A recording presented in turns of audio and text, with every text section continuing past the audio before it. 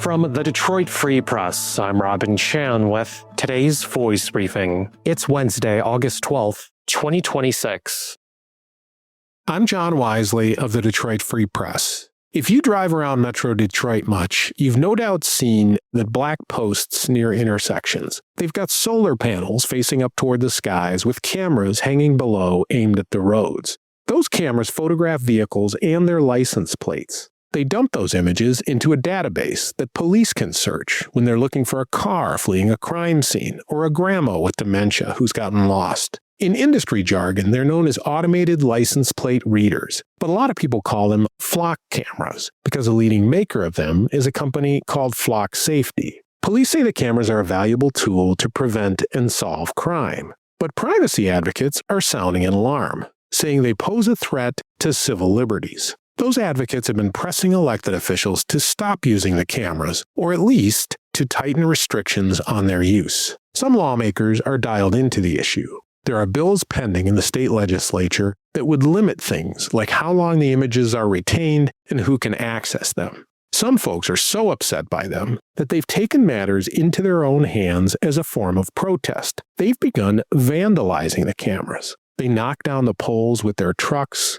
Sometimes they use cutting tools. One guy was using a paint roller to paint over the camera lenses until he got caught. More than a dozen communities in Michigan have reported damaged cameras. Police say people are free to voice their concerns about the cameras, but damaging them can be considered malicious destruction of police property. That's a felony with up to 4 years in prison and a $5,000 fine. To read more about these cameras and the controversy surrounding them, please visit freep.com.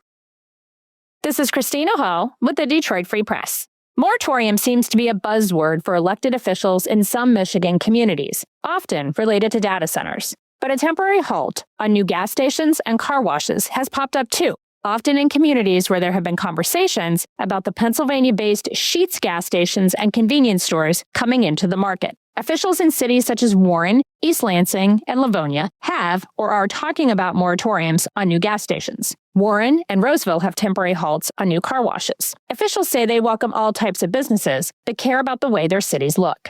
The president of the Michigan Petroleum Association in Lansing says gas station moratoriums can be a double-edged sword by keeping out-of-state businesses that want to build out, but also preventing local people who may want to build from doing so. He says there are about 5,000 gas stations in Michigan, with the group's membership owning about 3,500 of them. Many also have car washes attached. The Midwest Car Wash Association in Lansing says Michigan is one of the strongest car wash markets in the country because of its climate, road salt usage, and seasonal weather conditions. It says that industry estimates indicate there are about 2,100 professional conveyor, express, in-bay automatic, and full-service car wash facilities operating in Michigan. The number approaches 4,000 when self-service facilities, gas station car washes, and mobile wash services are included. The professional car wash industry forecasts annual growth estimated 5% to 8% over the coming years, according to the group.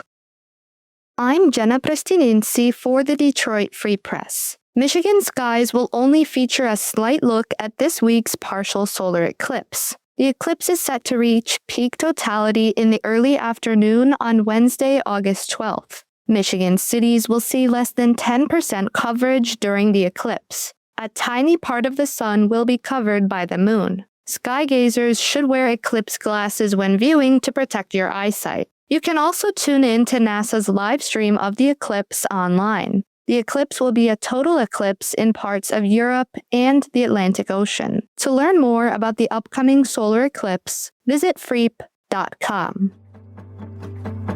Find more from the Detroit Free Press on freep.com. That's FREEP.com. Thank you for listening, and you'll hear more from us tomorrow.